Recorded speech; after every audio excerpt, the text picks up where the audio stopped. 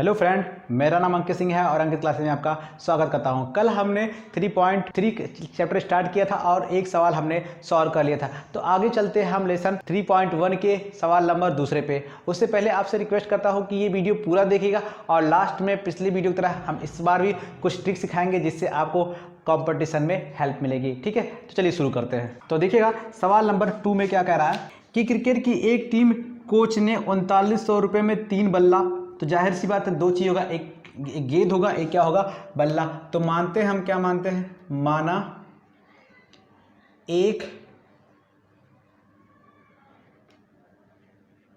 बल्ले का जो मूल्य है वो कितना है, का मूल्य बराबर क्या मानेंगे हम, x मानेंगे, और एक गेंद का जो मूल्य हम क्या मानेंगे, y मानेंगे। बात में आ रहा है। अब हम चलते हैं सवाल के पहले चरण में, यानी कि प्रथम चरण की बात करते हैं कि पहले स्टेप में सवाल बोल क्या रहा है। पहले सवाल में स्टेप बोल कि 3 बल्ला 6 गेंद, तो जाहिर सी बात है हमें एक बल्ले का दाम, 3 बल्ला खरीदा है, एक बल्ले का दाम कितना है, x है। 3 बल्ला खरीदा, कितने का, हर एक बल्ले का दाम कितना है, x है। ठीक है, और कितने गेंद खरीदे, 6 गेंद खरीदे, और हर गेंद का दाम हमने क्या माना है, y। तो कुल टोटल कितना पेड किया उतना उसने, 3900 रुपये उसने क्या किया है, पेड किया है। समीकरण नंबर क्या आ गया हमारा, 1 आ गया। बात समझ आ रहा। फिर अगले स्टेप में देखिएगा, द्वितीय चरण में क्या कह रहा है, द्वितीय चरण में स्टेप क्या, क्वेश्चन क्या बोल रहा कि उसमें एक बल्ला, इस बार एक ही बल्ला खरीद रहा है, यानी कि क्या होगा तब x होगा, और कितने गेंद खरीद रहा है, 3 गेंद खरीद रहा है, यानी कि 3y का मल्टीप्लाई कर देंगे, और कितना पेड कर रहा है, 1300 रुपये उसने क्या कर दिया, पेड कर दिया। बस में ये हमारा सवाल था। अब इसको भी हमें उसी तरह क्या खींचना है, ग्राफ खींचना है। देखिएगा बहुत आसान है, आप आसानी से सीख जाएंगे। तो हमने क्या बताया था कि आप समीकरण 1 को ले लीजिए, समीकरण 1 से, ठीक है, तो आप उसी तरह कॉलम बना लीजिए जिस तरह आपको बताया था। 2 कॉलम बनाइएगा, एक x को मानिएगा और एक को y मानिएगा। हमने कहा था एक बार आप x को क्या लेंगे, 0 लेंगे। ठीक है, जब x बराबर आप 0 लेंगे तो अब 6 से इसमें क्या कर दीजिए, डिवाइड कर दीजिए। तो क्या 6y बराबर कितना आ जाएगा हमारे पास, 3900 आ जाएगा। क्या आ जाएगा, 3900। तो जब यहाँ से हम क्या निकालेंगे, y निकालेंगे, तो 3900 बटे कितना आ जाएगा हमारे पास, 6 आ जाएगा। ठीक है, इसे काट देते हैं 2 बार में, और एक कट जाएगा कितनी बार में, 13 तियाँ 39, 1300 बार में। और इससे जब काट देंगे तो कितनी बार आएगा, 650। कितना आ जाएगा, 600, यानी कि 650 आ जाएगा हमारे पास। बात में आ रहा। ठीक है, अगला देखिएगा, जब हम आप किसको लेंगे 0, हम y को 0 लेंगे। तो जब y को हम 0 लेते हैं तब क्या आएगा हमारा, देखिएगा 3x बराबर आ गया 3900, तो x बराबर हमारा कितना आ जाएगा, हमारा 1300। तो ये हमने यहाँ लिख लिया कितना, 1300। बात में आ रहा। अब चलते हैं समीकरण नंबर 2 की तरफ। समीकरण 2 से हम बात करते हैं, फिर उसका भी इस तरह आप क्या कर दीजिए, चार्ट खींच लीजिएगा,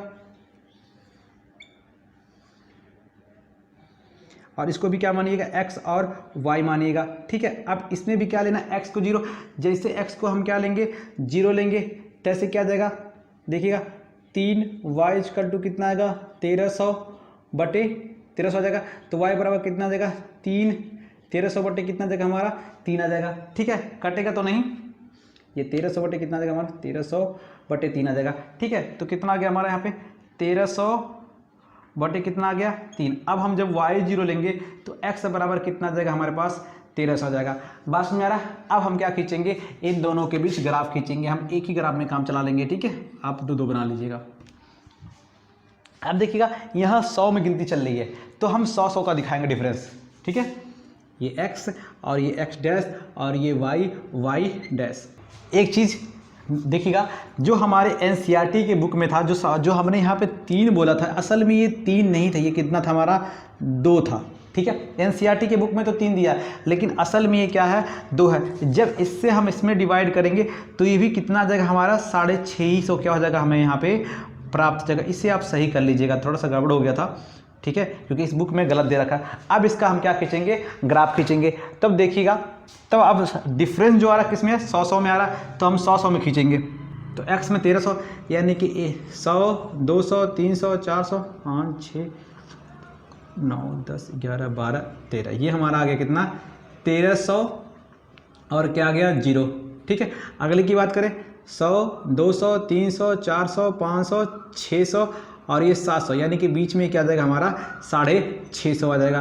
तो यहाँ 0 और 650। ठीक है, ये हमारा पॉइंट है और हमें इस पॉइंट से इस पॉइंट को जब हम मिला देंगे इस पॉइंट को, तब यही हमारा क्या होगा ग्राफ। बस मेरा इसको सही कर लीजिएगा, ये हमारा क्या है 2 है। आपको एनसीईआरटी की बुक में जो हमने जो यहाँ पे ऐड किया हमने इमेज, आपको उसमें दिख रहा होगा, लेकिन इमेज जो बुक में था वो इस तरह का नहीं था। ठीक है, वो यहाँ पे 3 लिखा हुआ था। दोनों जो इक्वेशन थे वो एक ही जैसे थे। क्यों? अगर इसमें 3 से डिवाइड कर दिया जाए तो क्या जाएगा x + 2y = कितना जाएगा हमारा 1300, यानी कि दोनों इक्वेशन एक ही दे रखा है। ठीक है, तो इसमें हमेशा क्या मिलेगा, एक ही ग्राफ मिलेंगे आपको। ठीक है, इसे अब नोट कर लीजिए। ठीक है, देखिएगा सवाल नंबर 3 क्या कह रहा है। कह रहा है 2 किग्रा सेब और 1 किग्रा अंगूर का मूल्य, ठीक है, 160 रुपये है। तो अब हमें 1 किग्रा सेब और 1 किग्रा अंगूर का मूल्य नहीं पता, तो हम मान लेते हैं 1 किग्रा सेब का जो मूल्य है वो क्या है x रुपये है, और 1 किग्रा जो अंगूर का मूल्य है, अंगूर वो क्या है y रुपये है। अब फर्स्ट स्टेप में क्या कह रहा है कि 2 किग्रा सेब और 1 किग्रा अंगूर, यानी कि 2 किग्रा और 1 किग्रा का मूल्य क्या है x, और 1 किग्रा और 1 किग्रा का मूल्य कितना है y, कितना दे रहा है 160 रुपये। बात समझ आ गया? सवाल में क्या कह रहा था, ध्यान समझिएगा कि 2 किग्रा सेब, तो 1 किग्रा का दाम कितना माना x, तो 2 किग्रा का दाम कितना होगा 2x। अब 1 किग्रा अंगूर का दाम कितना माना हमने y, तो 1 किग्रा ले रहा था तो हम केवल y लिखेंगे तब भी हमारा काम चल जाएगा। अब इसे मिला के कितना पेड कर रहा था 160 पेड कर रहा था। ये हमारा हो गया फर्स्ट स्टेप में। अब बात करते हैं सेकेंड स्टेप में। तो देखिए क्या कह रहा है, 1 महीने बाद 4 किग्रा सेब किस रेट से, उसी रेट से यानी कि x के रेट से, और 2 किग्रा अंगूर ले रहा है, तब कितना पेड कर रहा है 300 रुपये क्या कर रहा है वो पेड कर रहा है। अब इसमें क्या खींचना है हमें, ग्राफ खींचना है। तो ग्राफ खींचने के लिए हमने कहा था इनको समीकरण नंबर 1 और समीकरण नंबर क्या मान लीजिए 2 मान लीजिए। अब बात करते हैं कहाँ से, समीकरण 1 से। तो देखिएगा समीकरण 1 से क्या बनाएंगे, उसी तरह हम बॉक्स बनाएंगे जिस तरह हम बनाते आ रहे हैं। एक में x लिखेंगे और दूसरे में y लिखेंगे। ठीक है, एक बार x को जब हम 0 करेंगे तो y बराबर कितना मिला 160 मिला, और जैसे y बराबर 0 करेंगे x बराबर कितना मिल जाएगा हमें 80 मिल जाएगा। बात समझ आ रहा है? ठीक है, ये तो हमारा किसका कोऑर्डिनेट निकल आया, पहली रेखा का कोऑर्डिनेट। x में कहाँ काट रहा है 80 और 0 पे, और y में कहाँ काट रहा है 0 और 160 में। अब कहाँ से बात करते हैं, समीकरण नंबर 2 से।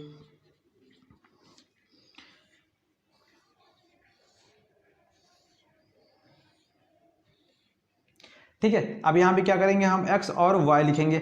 अब यहाँ भी जैसे हम x बराबर 0 लेंगे, इससे डिवाइड करेंगे 2 से, कितना जाएगा 2y बराबर कितना आ गया हमारा 300। इससे काट देंगे कितनी बार में 150 बार में, यानी कि y = कितना जाएगा हमारे पास 150। तो 150 हम क्या कर लेंगे यहाँ पे लिख लेंगे। ठीक है, अब y बराबर 0 लेंगे तो इससे डिवाइड करेंगे कितना आएगा 75 आ जाएगा।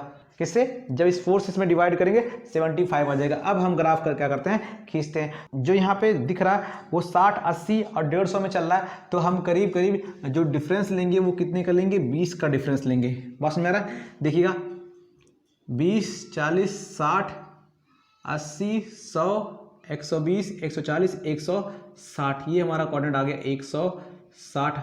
ठीक है, और इस पर 20, 40, 60, 80, 100, 120, 140, 160 हमारा कहीं भी यहाँ पॉइंट आएगा 160। ठीक है, और कहीं बनाने की जरूरत नहीं क्योंकि दोनों में आएगा।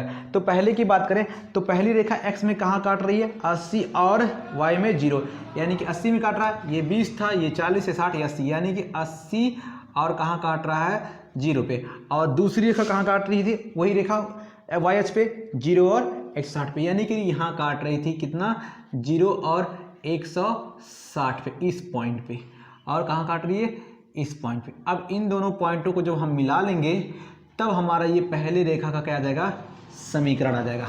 तो जब इनको आपस में हम मिला देंगे तो पहले समीकरण का ये क्या आ जाएगा रेखा आ जाएगा। बात समझ आ रहा है? अब दूसरे की बात करें तो x अक्ष पे कहाँ काट रहा है 75 और 0 पे, तो ये हमारा क्या है 60 है है ना। तो ये बीच में क्या होगा 70 होगा, तो यहाँ करीब ये क्या होगा, ये पॉइंट हमारा 75 होगा। तो हमने लिख दिया इसको 75 और क्या होगा 0 होगा। और वाई एक्सिस से कहाँ काट रहा है 0 और 150, तो हमारा ये 140 और ये यहाँ बीच में कहाँ होगा हमारा 150 होगा, 0 और क्या होगा हमारा 150। अब इनको आपस में हम क्या कर लेंगे मिला लेंगे और ये ही हमारा दूसरे समीकरण का क्या होगा रेखा होगा। बात समझ में आ रहा, इसे नोट कर लीजिए। जैसा कि हमने बोला था कि एंड में हम ट्रिकी सवाल देंगे, तो देखिएगा एक सवाल आपके बोर्ड स्क्रीन पे दिख रहा होगा, क्या कर दो अंकों की संख्या के अंकों का योग क्या है 12 है। यदि उन अंकों को क्या करते पलट दिया जा रहा है तो नई संख्या मूल संख्या से कितनी कम है 36 कम है, तो मूल संख्या ज्ञात कीजिए। तो सवाल समझिएगा, ठीक है। तो सवाल क्या कह रहा है, दो अंकों की बनी, तो हमेशा उसको क्या मानते थे हम कक्षा 8 और 10 में 10x प्लस y मानते हैं, ठीक है। अब कह रहा इनका जो अंकों का योग है यानी कि x प्लस y है वो क्या है हमारा 12 है। अगर इनको क्या कर संख्या पलट दे रहे हैं तो कितना 10y प्लस x कर दे रहे हैं, तो पहली अवस्था से कितनी कम है 36 कम है। बात समझ में आ रहा है। तो ऑप्शन नंबर क्या हमारा, ऑप्शन नंबर ए, तो ऑप्शन क्या क्या है, option A 95, option number B क्या हमारा 72, option number C 82, option number D क्या है हमारा 84 और ऑप्शन नंबर ई हमारा क्या है नॉन ऑफ दीज यानी कि कोई नहीं। तो सबसे इंपॉर्टेंट बात वो दो संख्याओं का योग कितना है, क्या 12 है कि नहीं, यानी कि जो दिया होगा उसका जोड़ 12 होना चाहिए। तो इनका योग 12 नहीं है, इनका भी योग 12 नहीं है, इनका भी योग 12 नहीं है, इनका योग क्या है 12 है, यानी कि 8 4 कितना हो गया 12। अब इनको हम देखते हैं कि अब क्या है सवाल में क्या करते हैं, इनको जब हम पलट देते हैं तो कितना हो गया 48। अब घटाने पे 36 आना चाहिए, तो हमारा क्या होगा करेक्ट होगा। तो घटाने पे कितना आ गया 6, बचा इसके पास कितना 7, 7 4 गया 3, यानी कि ऑप्शन नंबर हमारा क्या है ये सही है। लगाने का तरीका भी है, थोड़ा बड़ा जाएगा पर ये आसान है, ठीक है, नोट कर लीजिए इसे भी। चलिएगा सवाल क्या कह रहा है, 5 का पावर 1/2, 3 का प्लस और 3 5 का पावर 1/2 प्लस 3 का पावर 1/2, 5 का पावर 1/2 माइनस 3 का पावर 1/2। अब इसका क्या करना है मान हमें ज्ञात करना है, तो आप वीडियो को रोक करके सॉल्व कर सकते हैं। आशा करते हैं आपने सवाल लगा लिया होगा। तो चलते हैं सॉल्व करने के लिए, हम देखते हैं ये क्या लिखा हुआ है।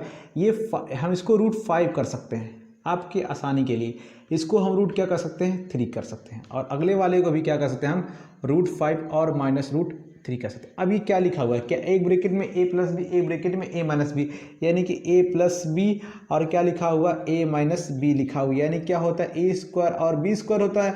तो हम लिख सकते हैं कड़ी में 5 का क्या हो जाएगा स्क्वायर और कड़ी में 3 का क्या हो जाएगा स्क्वायर, यानी कि 5 माइनस 3 यानी कितना जाएगा 2। ऑप्शन नंबर क्या हमारा 2 सही है। इस तरह के कुछ एग्जाम में आते हैं, ठीक है, बस मेरा ठीक है, इसे नोट कर लीजिए।